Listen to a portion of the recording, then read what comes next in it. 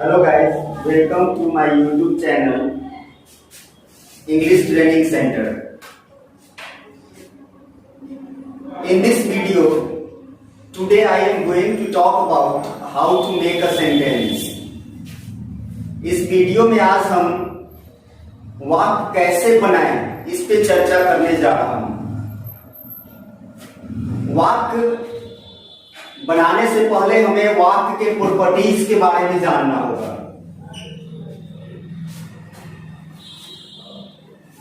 जैसे वाक्य में सब्जेक्ट रहता है, वर्ब रहता है, ऑब्जेक्ट रहता है, एक्सटेंशन रहता है। सब्जेक्ट हम कर्ता को कहते हैं, अर्थात काम करने वाला सब्जेक्ट कहलाता है। वर्ब क्रिया को कहते हैं, अर्थात काम को वर्ब कहते हैं। ऑब्जेक्ट का अर्थ कर्म होता है, अर्थात कर्म हम उसको कहते हैं जिस पर क्रिया का प्रभाव पड़े। एक्सटेंशन का अर्थ विस्तार होता है और विस्तार के अंतर्गत आता है तरीका, स्थान, समय। जैसे एक वाक्य में लिखा हूं, वह नेता प्रत्येक दिन सदन में बेरोजगारी का मुद्दा जोर शोर से उठाता है। इस वाक्य में वह सब्जेक्ट है क्योंकि यह काम को कर रहा है। उठाता है वर्ब है क्योंकि यह काम है, एक्शन है। जोर शोर से तरीका को बतला रहा है। तरीका को जो शब्द बताया उसे हम एक्सटेंशन कहेंगे, अर्थात जोर शोर से एक्सटेंशन है। बेरोजगारी का मुद्दा, उठाना का प्रभाव बेरोजगारी के मुद्दे पे पड़ रहा है, अर्थात ये ऑब्जेक्ट है।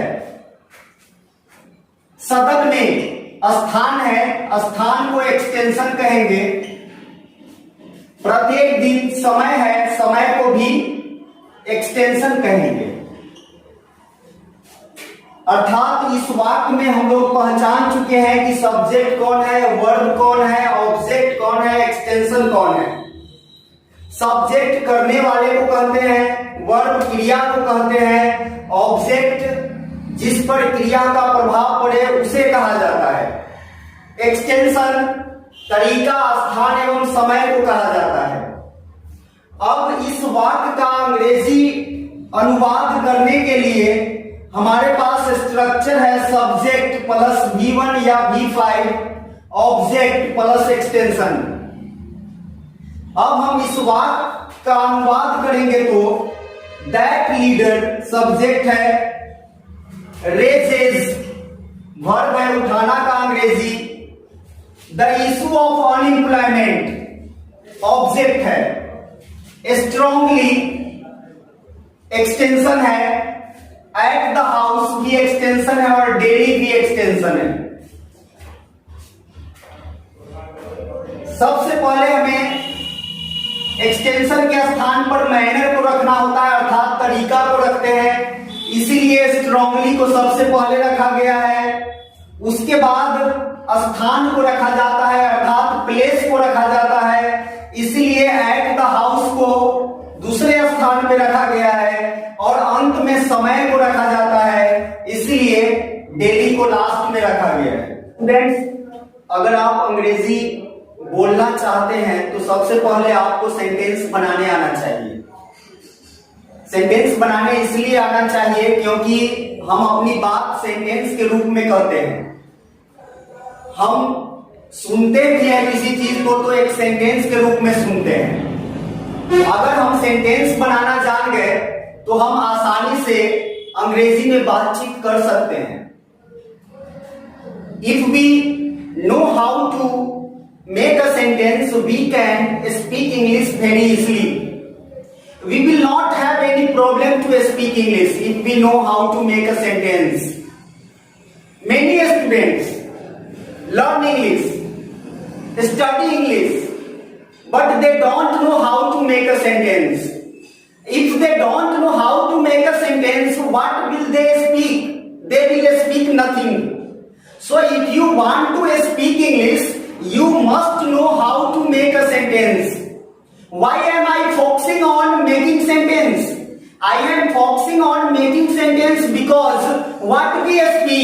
is a sentence. What we listen to is a sentence. What we read is a sentence. If we learn how to make a sentence, it will be very easy for us to speak English. But the problems of many students is that they don't know how to make a sentence. They study grammar, they study the rules of grammar, but they don't know how to make their own sentence. That's why they have lots of difficulty to speak English and they are not able to speak English. If you want to speak English, first of all, you will have to learn how to make a sentence.